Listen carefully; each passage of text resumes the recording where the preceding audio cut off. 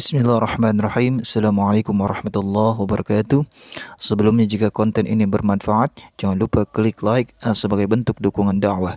Silakan subscribe agar tidak ketinggalan kajian-kajian Islami berikutnya, dan tuliskan komentarmu untuk berbagi ilmu dan kebaikan. Semoga menjadi amal jariah untuk kita semua. Amin ya rabbal alamin. Hadirin, para pendengar yang dimuliakan Allah, di zaman sekarang narasi-narasi negatif terhadap Islam begitu masif. Salah satu tuduhan yang sering diangkat oleh media sekuler dan aktivis feminis barat bahwa Islam adalah agama yang misoginis, yaitu agama yang membenci dan merendahkan perempuan. Tuduhan ini bukan hanya menyakiti, tetapi juga menyesatkan dan jauh dari kata benar. Baik secara sejarah maupun ajaran Islam yang otentik. Maka pada kesempatan kali ini, izinkan saya menyampaikan kebenaran secara jujur dan ilmiah tentang bagaimana Islam sebenarnya memperlakukan perempuan, termasuk dalam hal pakaian atau hijab, warisan, kesaksian, dan martabat sosial. Lantas bagaimana masa pra-Islam, di mana perempuan tak lebih berharga daripada harta? Sebelum Islam datang, kondisi perempuan dalam masyarakat Arab jahiliyah sungguh amat tragis, di mana perempuan dianggap tidak punya nilai dan martabat. Jika seorang bayi yang lahir adalah perempuan, maka sebagian keluarga akan merasa malu dan bahkan menguburnya hidup-hidup. Sebagaimana disebutkan di dalam Al-Quran, wa idzal mau'udatu su'ilat bi ayyi dzambin qutilat. Dan apabila bayi perempuan dikubur hidup-hidup, lantas ditanya, karena dosa apakah dia dibunuh? Surah At-Takwir ayat 8-9. Lebih tragis lagi, perempuan tidak punya hak atas harta peninggalan orang tuanya, dan justru mereka sendiri bisa diwariskan. Jika seorang suami meninggal dunia, anak tirinya bisa melemparkannya kain kepada janda ayahnya, lalu ia menjadi miliknya. Ia boleh menahannya, menikahinya tanpa kerelaan, dan bahkan menjualnya. Ini bukan karangan, ini adalah kenyataan sejarah pra-Islam. Kemudian datanglah Islam menghapus semua bentuk perbudakan gender ini dan menetapkan bahwa perempuan adalah makhluk yang merdeka dan berhak mewarisi serta dihormati. Lantas bagaimana Islam sebagai revolusi terhadap hak-hak perempuan? Yang pertama mengenai hijab, di mana ini merupakan perlindungan, identitas, dan juga kehormatan. Yang menjadi salah satu isu yang sering disalahpahami adalah hijab. Banyak yang mengatakan bahwa hijab adalah alat patriarki untuk menindas perempuan. Namun faktanya, hijab dalam Islam adalah perintah Tuhan yang bertujuan menjaga martabat dan keselamatan perempuan, bukan mengekangnya. Allah Subhanahu wa taala berfirman, "Ya ayuhan nabi, qul li azwajika wa banatika wa nisa'il mu'minina yudnina 'alaihinna min jalabibihinna." Wahai Nabi, katakanlah kepada istri-istrimu, anak-anak perempuanmu, dan wanita-wanita mukmin, hendaklah mereka mengulurkan jilbab ke seluruh tubuh mereka. Yang demikian itu agar mereka dikenali dan tidak diganggu. Ayyuhal ikhwah yang dimuliakan Allah, dengan kata lain, hijab bukanlah simbol keterbelakangan, tetapi simbol identitas, kemuliaan, dan perlindungan perempuan dari pandangan yang merendahkan. Di tengah budaya global yang sering mengeksploitasi tubuh perempuan demi keuntungan industri mode dan hiburan, Islam justru menyelamatkan perempuan dari objektifikasi. Yang kedua, warisan, yaitu di mana adil dan proporsional, bukan diskriminatif. Islam tidak menyamakan segala sesuatu, tetapi menempatkan segala sesuatu pada tempatnya. Al-adlu laisal musawah.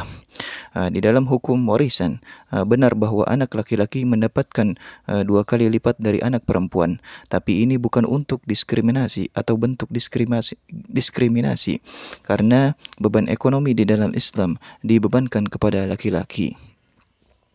Laki-laki wajib menafkahi istri, anak, orang tua, dan keluarga besarnya. Sedangkan perempuan meskipun punya harta pribadi, tidak dibebani tanggung jawab menafkahi siapapun. Jadi pembagian ini bukanlah karena laki-laki lebih tinggi derajatnya, tapi karena tanggung jawab sosial mereka lebih besar. Sebagai perbandingan, pada masa pra-Islam dan bahkan di Eropa abad pertengahan sekalipun, perempuan sama sekali tidak memiliki hak atas warisan. Hanya laki-laki yang bisa mewarisi tanah dan harta. Maka Islamlah yang pertama kali menyatakan secara eksplisit bahwa perempuan punya hak atas warisan sebagaimana di dalam surah An-Nisa ayat 7. Yang ketiga, kesaksian perempuan sama dengan kontekstual, bukan rendah nilai. Sering disalahpahami bahwa kesaksian perempuan di dalam Islam bernilai setengah daripada laki-laki. Ini tidak sepenuhnya benar. Ketentuan 2 orang perempuan sebagai pengganti 1 laki-laki hanya berlaku dalam konteks transaksi keuangan. Karena pada zaman itu urusan keuangan lebih dikuasai laki-laki. Namun dalam perkara lain seperti kesaksian di dalam kasus pidana, hudud ataupun persalinan, ada terdapat riwayat hadis seperti dari Aisyah radhiyallahu anha yang meriwayatkan lebih dari 2000 hadis. Dan pengetahuan agama pun perempuan diakui secara penuh dan setara. Bahkan perempuan yang pertama kali syahid di dalam Islam adalah Sumayyah, dan pendidik utama para sahabat adalah Aisyah radhiyallahu anha yang menjadi rujukan dalam ilmu fikih, aqidah dan juga tafsir. Lantas, jika Islam merendahkan, mengapa ini yang diajarkan Nabi? Islam mengajarkan untuk memuliakan perempuan dalam segala aspek. Rasulullah sallallahu alaihi wasallam bersabda, "Sebaik-baik kalian adalah yang paling baik kepada istrinya." Hadis riwayat Tirmidzi.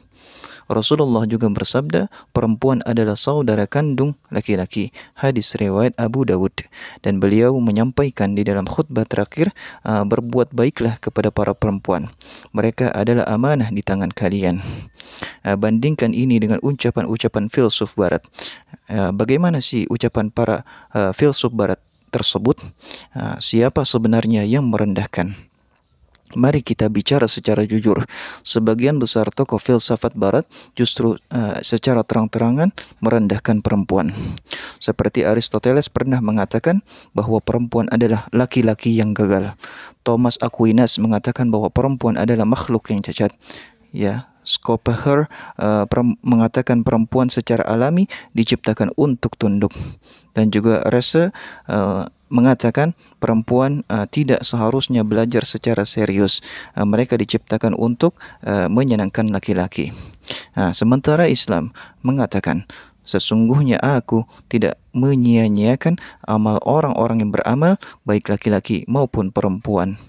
Dalam Islam, perempuan ikut berperang seperti Nusaybah, dan juga berdagang seperti Khadijah, dan juga meriwayatkan ilmu dan mendidik generasi ulama. Ayyuhal ikhwah, sebagai penutup ada beberapa hal yang harus diluruskan, baik persepsi dan juga bagaimana untuk menegakkan keadilan. Ayyuhal ikhwah, tuduhan bahwa Islam membenci perempuan adalah bentuk orientalisme modern dan Islamofobia intelektual. Mereka tidak menyerang perilaku sebagian muslim yang menyimpang dari ajaran Islam, tapi justru menyerang Islam itu sendiri. Tugas kita sebagai umat Islam adalah meluruskan narasi ini dengan ilmu, sejarah dan juga akhlak yang benar. Jika perempuan dihormati di dalam Islam, maka kita harus menunjukkan itu dalam perilaku dan struktur sosial. Jangan sampai kita yang mengaku muslim justru memperkuat stigma buruk terhadap agama ini dengan budaya patriarkis yang tidak sesuai dengan ajaran Nabi Muhammad SAW. Marilah kita tegakkan Islam yang rahmatan lil alamin, Islam yang memuliakan perempuan bukan hanya di dalam teori tetapi juga di dalam praktik sehari-hari. Hadanallahu wa iyyakum ajma'in. Wassalamualaikum warahmatullahi wabarakatuh.